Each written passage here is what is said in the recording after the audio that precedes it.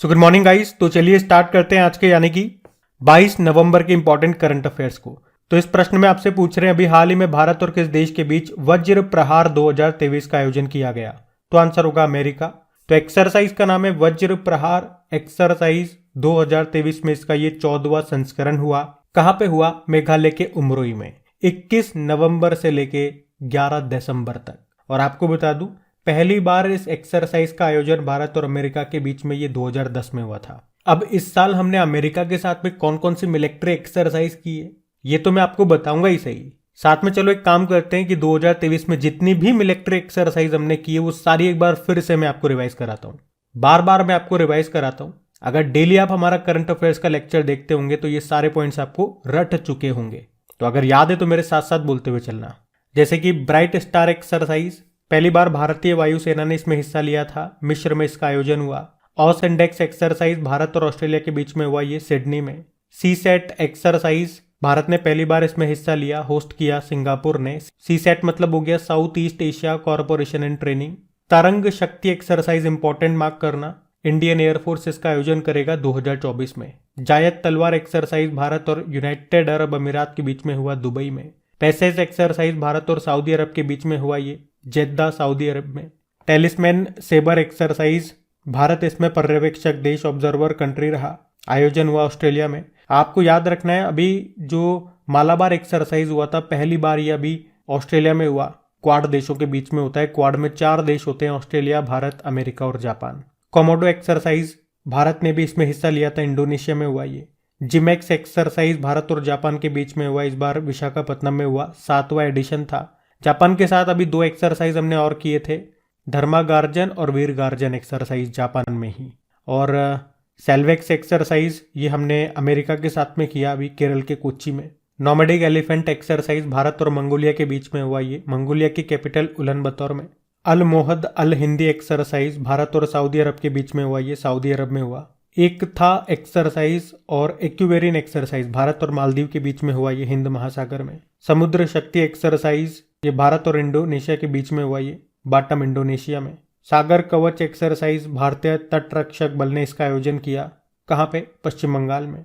Ajay warrior exercise Bharat और UK के बीच में हुआ ये, यूके में। यूके के साथ हमने अभी कोंकण एक्सरसाइज भी किया था अरब सागर में। कोप इंडिया एक्सरसाइज भारत और अमेरिका के बीच में हुआ ये, पश्चिम बंगाल में। स्लाइनेक्स एक्सरसाइज भारत और श्रीलंका के बीच में हुआ ये, कोलंबो में। बोल्ड कुरुक्षेत्र एक्सरसाइज भारत और सिंगापुर के बीच में हुआ ये, राजस्थान में हुआ। वैसे अभी सिंगापुर के साथ में हमने सिम्बेक्स एक्सरसाइज भी किया, अग्नि वॉरियर एक्सरसाइज भी करते हैं। एक फ्रिंजेक्स एक्सरसाइज भी हुआ, ये हमने फ्रांस के साथ में किया अभी केरल के तिरुवनंतपुरम में। एफ इंडेक्स एक्सरसाइज ये भारत और 25 अफ्रीकी देशों के बीच में हुआ था, पुणे के औंध सैन्य स्टेशन में। एक साइक्लोन 1 एक्सरसाइज याद रखना, पहली बार इसका आयोजन हमने मिस्र के साथ में किया है, राजस्थान में हुआ ये। और युद्ध अभ्यास एक्सरसाइज भारत और अमेरिका के बीच में हुआ, अमेरिका के अलास्का में। FTX 2023 मतलब फील्ड ट्रेनिंग एक्सरसाइज रशिया के मॉस्को में हुआ, भारत ने भी इसमें हिस्सा लिया था। अभ्यास चक्रवात ये गोवा में हुआ, इंडियन नेवी ने आयोजन किया। संप्रीति अभ्यास भारत और बांग्लादेश के बीच में हुआ, मेघालय के उमरोई में। ASEX-01N ये पहला आसियान संयुक्त सैन्य अभ्यास है, कहाँ पे हुआ? इंडोनेशिया के नातुना द्वीप समूह में। हरिमऊ शक्ति एक्सरसाइज भारत और मलेशिया के बीच में हुआ, ये मेघालय के उमरोई में। मिलन एक्सरसाइज ये 2024 में होगा, इंडियन नेवी इसका आयोजन करेगी, कहाँ पे? विशाखापत्तनम में। एक काजिंद एक्सरसाइज भी याद रखना, भारत और कजाकिस्तान के बीच में हुआ था, ये कजाकिस्तान के ओटार में, 7वां एडिशन था। तो ये 2023 के कुछ मोस्ट इंपॉर्टेंट मिलिट्री एक्सरसाइज मैंने इसी प्रश्न में आपको रिवाइज करा दिए। और जब भी इस तरह का प्रश्न आता है बार बार रिवाइज कराता हूँ ताकि ये आपको यहीं पे रट जाए और याद है। और अगर आपको याद है तो वो आप भूलो ना, इसलिए मैं आपको बार बार रिवाइज कराता हूँ। अभी फिर बताइए, अभी हाल ही में थ्रेड बाय थ्रेड पुस्तक किसके जीवन पर लिखी गई है? तो आंसर होगा शंभू कुमार कासलीवाल। तो शंभू कुमार के जीवन पर यह बुक लिखी गई है जिसका नाम है थ्रेड बाय थ्रेड, जिसे लिखा किसने है? प्रसिद्ध पत्रकार और लेखक सत्य सरन ने। और इस बुक को अभी लॉन्च किया कपिल देव ने। अब ये शंभू कुमार कौन है? तो शंभू कुमार इन्होंने भारत में पॉलिएस्टर ब्लेंड की शुरुआत की, जिसने मध्यम वर्ग और निम्न आय समूहों के लिए किफायती लंबे समय तक चलने वाले कपड़ों के निर्माण और खपत को बढ़ावा दिया। अब ये पॉलिएस्टर ब्लेंड क्या होता है? तो ये एक विधि है, एक तकनीक है जो एक ऐसा कपड़ा बनाती है जो पॉलिस्टर और प्राकृतिक फाइबर दोनों का मिक्सचर होता है। अच्छा, यहाँ पे टॉप 10 में आपको बुक्स रिवाइज कराऊंगा, जो भी बुक्स आपने करंट अफेयर्स में पढ़ी है अभी तक 2023 में। जैसे कि सलमान रुश्दी, अभी लेटेस्ट बुक आई इनकी विक्ट्री सिटी। चलो आप बताओ, अभी इनको 2023 में 2 बार इनका नाम आपने पढ़ा होगा, अवार्ड मिला इनको। कौन कौन से अवार्ड मिले ये आप बताओ कमेंट बॉक्स में। बाकी राखी कपूर, तो इनकी एक बुक है नाउ यू ब्रेथ, जिसने गोल्डन बुक अवार्ड 2023 जीता है। Abhay K the book of Bihari literature लिखी। A Jyothimani, India's struggle for independence Gandhian era नाम से बुक लिखी। Sajjan Singh Yadav, India's vaccine growth नाम से बुक लिखी, जिसको लॉन्च किया था हमारे हेल्थ मिनिस्टर मनसुख मांडविया ने। K M Chandrashekhar, as good as my word नाम से बुक लिखी। Rachna Bisht Rawat, Bipin the man behind the uniform नाम से बुक लिखी। Anurag Behar, a matter of the heart education in India नाम से बुक लिखी। श्रीमंत कोकाटे, छत्रपति शिवाजी महाराज नाम से बुक लिखी। ये प्रसिद्ध मराठी लेखक हैं और ये इनकी पहली अंग्रेजी पुस्तक है। और Nandini Das, courting India, England, Mughal India and the origins of empire नाम से बुक लिखी इन्होंने। अच्छा, नंदिनी दास का नाम भी अभी न्यूज में था, किस कारण से था या आप में से कौन मुझे बताएंगे? जो अच्छे से करंट अफेयर्स पढ़ते होंगे और टाइम टू टाइम उसका रिवीजन करते होंगे वो बताएंगे। देखते हैं आप में कौन कौन है ऐसे। अभी हम बढ़ते हैं आगे। चलिए फिर बताइए, अभी हाल ही में किसने अपना 7वां एकल एटीपी फाइनल खिताब जीता? तो आंसर होगा नोवाक जोकोविच ने। और ये कहाँ के टेनिस प्लेयर हैं? ये सर्बिया देश के टेनिस प्लेयर हैं नोवाक जोकोविच, जिन्होंने अभी अपना रिकॉर्ड 7वां एटीपी फाइनल खिताब जीत लिया है। इन्होंने किसे हराया? इतालवी खिलाड़ी हैं जानिक सिनर। और इस जीत के साथ नोवाक जोकोविच ने स्विट्जरलैंड के जो टेनिस प्लेयर हैं रॉजर फेडरर, उनका रिकॉर्ड भी तोड़ दिया है, जिन्होंने 6 एटीपी फाइनल खिताब जीते थे, लेकिन अब नोवाक ने 7 जीत लिए हैं। नोवाक ये नंबर 1 टेनिस प्लेयर हैं दुनिया के। और आप जानते हो नोवाक जोकोविच ये टोटल 24 ग्रैंड स्लैम एकल खिताब सिंगल टाइटल जीतने वाले पहले पुरुष खिलाड़ी भी हैं। और अभी मैं आपको सारे रिवाइज कराऊंगा 2023 में जो ग्रैंड स्लैम हुए हैं। कितने ग्रैंड स्लैम होते हैं वैसे? 4 ग्रैंड स्लैम होते हैं एक साल में, वो सारे मैं आपको रिवाइज कराऊंगा। उससे पहले अगर बात कर ले यहाँ पे एटीपी मतलब एसोसिएशन ऑफ टेनिस प्रोफेशनल, जिसका मुख्यालय है लंदन यूके में। देखो, सबसे पहला ग्रैंड स्लैम था ऑस्ट्रेलियन ओपन। इसमें वुमेन सिंगल जीता आर्यना सबालेंका ने, बेलारूस की प्लेयर है। मेन सिंगल नोवाक जोकोविच ने जीता, सर्बिया के प्लेयर है। बाकी फ्रेंच ओपन जिसे रोलैंड गैरोस भी कहते हैं, इसमें वुमेन सिंगल जीता इगा स्विटेक ने। ये पोलैंड के प्लेयर हैं, आप जानते हो इन्फोसिस की ग्लोबल एम्बेसडर बनी थी। और इनके साथ एक और खिलाड़ी हैं राफेल नडाल, वो स्पेन के हैं, वो भी बने थे। और इसमें मेन सिंगल नोवाक ने जीता। विंबलडन ओपन की बात करें तो इसमें वुमेन सिंगल मार्केटा वोंद्रासोवा ने जीता, वो चेक रिपब्लिक की है। जबकि मेन सिंगल कार्लोस अल्काराज ने जीता, वो स्पेन के हैं। और अमेरिकी ओपन, यूएस ओपन, इसमें जो मेन सिंगल है वो नोवाक जोकोविच ने जीता और वुमेन सिंगल कोको गॉफ ने जीता है, वो अमेरिकी है। तो ये तो मोस्ट इंपॉर्टेंट पार्ट हो गया आपका, ये याद रखना, यहाँ से प्रश्न बनेंगे एग्जाम में। इसके अलावा 2-3 पॉइंट और बता रहा हूँ, ध्यान से सुनना। अभी अंतरराष्ट्रीय हॉल ऑफ फेम में खिलाड़ी के रूप में नॉमिनेट होने वाले पहले एशियाई पुरुष व्यक्ति कौन बने? तो आंसर होगा लिएंडर पेस। और सिमोना हालेप का नाम भी याद रखना, ये रोमानिया की टेनिस प्लेयर है। अभी डोप टेस्ट में ये पॉजिटिव पाई गई और इन पे 4 साल का प्रतिबंध लग गया। तो इनका नाम भी पूछा जा सकता है आपसे, या पूछ ले इनका संबंध किस खेल से है, तो ध्यान रखना। बढ़ते आगे। फिर बताइए, अभी हाल ही में लग्जेमबर्ग के प्रधानमंत्री कौन बने हैं? तो आंसर होगा ल्यूक फ्रीडेन। तो ल्यूक फ्रीडेन ये लग्जेमबर्ग देश के नए प्रधानमंत्री बने हैं, इनका नाम याद रखना। ये ऑप्शन वाले नाम भी इंपॉर्टेंट है, अभी ये सारे नए अपॉइंटमेंट हैं। उससे पहले हम लग्जेमबर्ग को देख लेते हैं। ये एक यूरोपियन कंट्री है, ये रहा मैप में लग्जेमबर्ग। कैपिटल लग्जेमबर्ग सिटी है, करेंसी यूरो हो गई, प्रधानमंत्री हमने देखा ल्यूक फ्रीडेन बन गए। अगर आपसे प्रश्न एग्जाम में पूछा जाए कि पब्लिक ट्रांसपोर्ट को फ्री करने वाला दुनिया का पहला देश कौन सा बना था, तो आंसर होगा लग्जेमबर्ग। अब ऑप्शंस पे चलते हैं। अभी अर्जेंटीना के प्रेसिडेंट बने थे, नाम उनका है जेवियर माइली। लातविया के पहले समलैंगिक राष्ट्रपति बने थे, एडगर रिंकेविक्स उनका नाम है। और फिनलैंड के नए प्रधानमंत्री बने ये पेटेरी ऑर्पो। तो ध्यान रखना ये भी। बढ़ते आगे। फिर बताइए, अभी हाल ही में विश्व बाल दिवस, वर्ल्ड चिल्ड्रंस डे कब मनाया गया? तो आंसर होगा 20 नवंबर को। तो हर साल 20 नवंबर को वर्ल्ड चिल्ड्रंस डे के रूप में मनाया जाता है। विश्व बाल दिवस ये दुनिया भर में बच्चों के अधिकारों के बारे में जागरूकता बढ़ाने और दुनिया भर में बच्चों के कल्याण में सुधार के लिए ये दिन मनाया जाता है। और इस बार की थीम है हर बच्चे के लिए हर अधिकार। भारत में आपको बता दूं 14 जनवरी को हमारे जो पहले प्रधानमंत्री थे पंडित जवाहरलाल नेहरू जी, उनकी जयंती को नेशनल चिल्ड्रन डे के रूप में मनाते हैं, ये आप सभी जानते हो। लेकिन पूछ ले पहली बार कब मनाया था नेशनल चिल्ड्रन डे हमने, तो 1954 में। अच्छा, बच्चों से संबंधित एक और दिवस याद रखना, world day against child labour, वो हम कब मनाते हैं? 12 जून को मनाते हैं।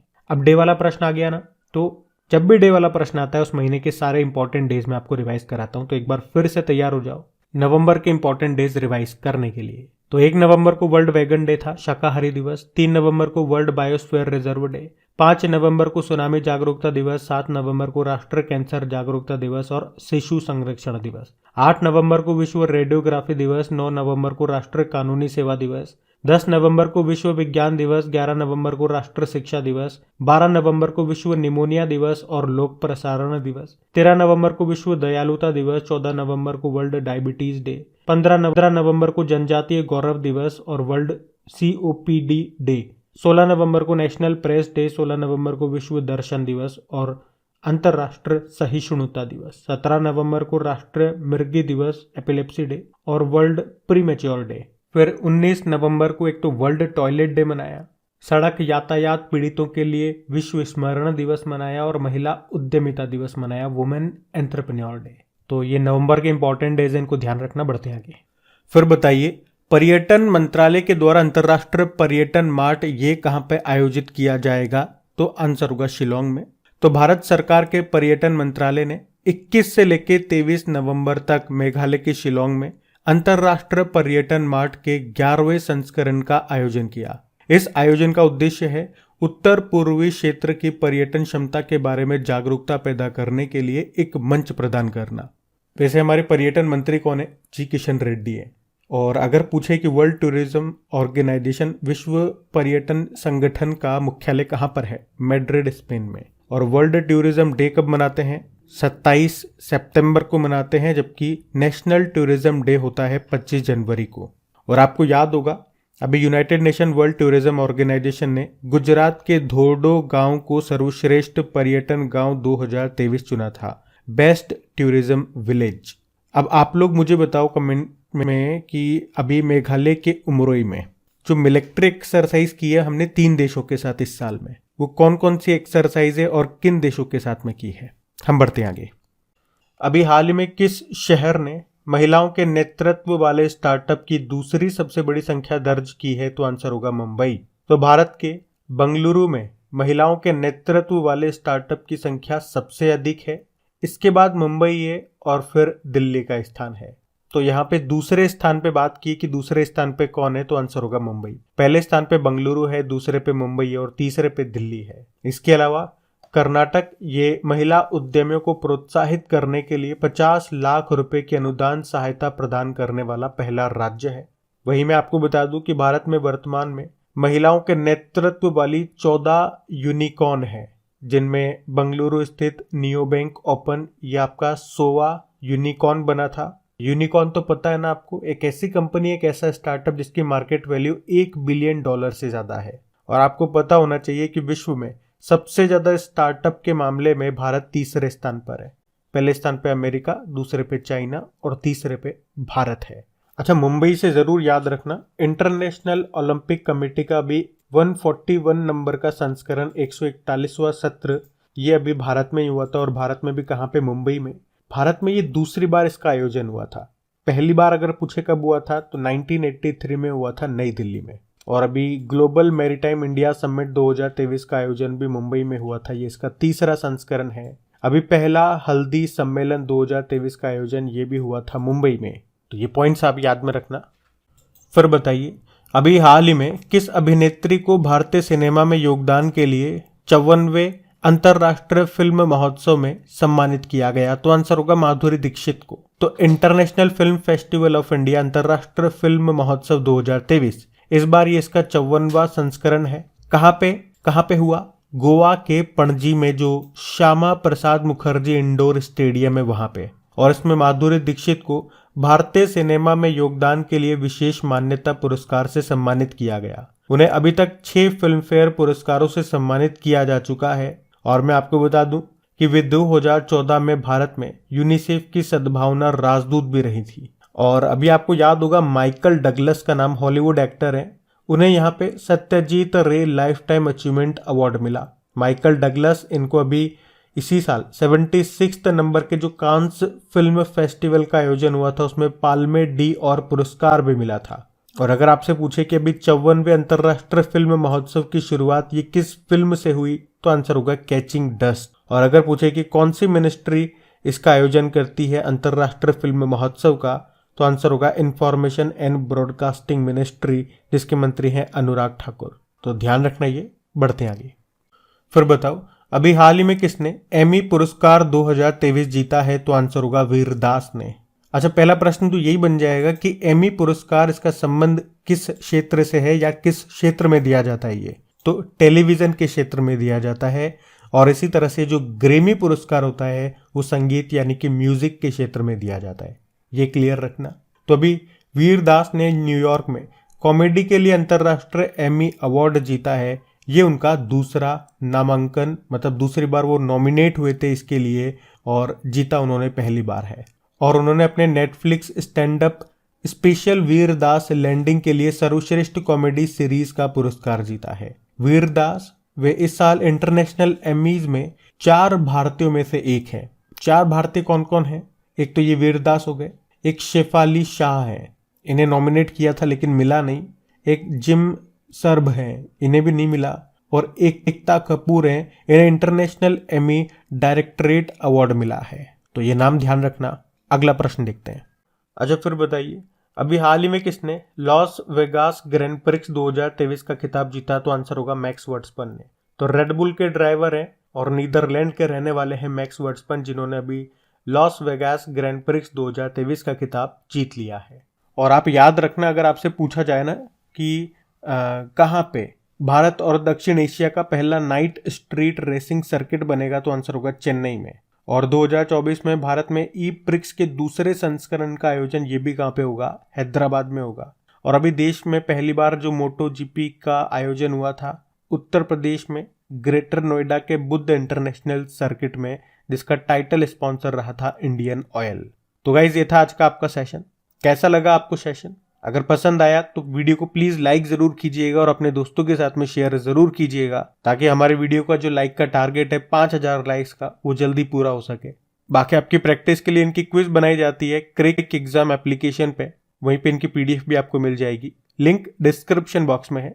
चलो अभी कल के करंट अफेयर्स का क्विक रिविजन करते हैं और सेशन एंड करते हैं। तो पहला प्रश्न पूछा था अर्जेंटीना के नए राष्ट्रपति कौन बने? Javier Milei. और 2023 का जेसीबी पुरस्कार जीता पेरुमल मुरुगन ने। मिस यूनिवर्स 2023 का खिताब जीता शेनिस पलाशियो ने, ये निकारागुआ देश की हैं। वर्ल्ड टॉयलेट डे मनाया 19 नवंबर को। सुप्रीम कोर्ट के द्वारा लॉन्च किए गए मंथली न्यूज़लेटर का क्या नाम है? Supreme court Chronicle. फिर पूछा किस राज्य के सिबक थॉर्न फल को जीआई टैग मिला? लद्दाख। और फिर पूछा किस राज्य ने शिक्षा में समानता के लिए हर बच्चे के लिए हर अधिकार अभियान शुरू किया? उत्तर प्रदेश। एस वेंकटरमणि का निधन हो गया, कौन थे? आरबीआई के पूर्व गवर्नर। और आखिरी प्रश्न था कि प्रधानमंत्री नरेंद्र मोदी ने उत्तर प्रदेश के किस स्थान पर ब्रज राज्य उत्सव मनाया? तो आंसर होगा मथुरा। और चलो अभी कल का होमवर्क प्रश्न देखते हैं और सेशन एंड करते हैं। तो कल के वीडियो में पूछा था कि मिलिट्री हॉस्पिटल सर्विसेज की डायरेक्टर जनरल बनने वाली पहली महिला कौन बनी है? तो आंसर होगा साधना नायर सक्सेना। आप सभी ने प्रश्न का बिल्कुल सही उत्तर दिया। अब ये रहा आज का आपका होमवर्क प्रश्न।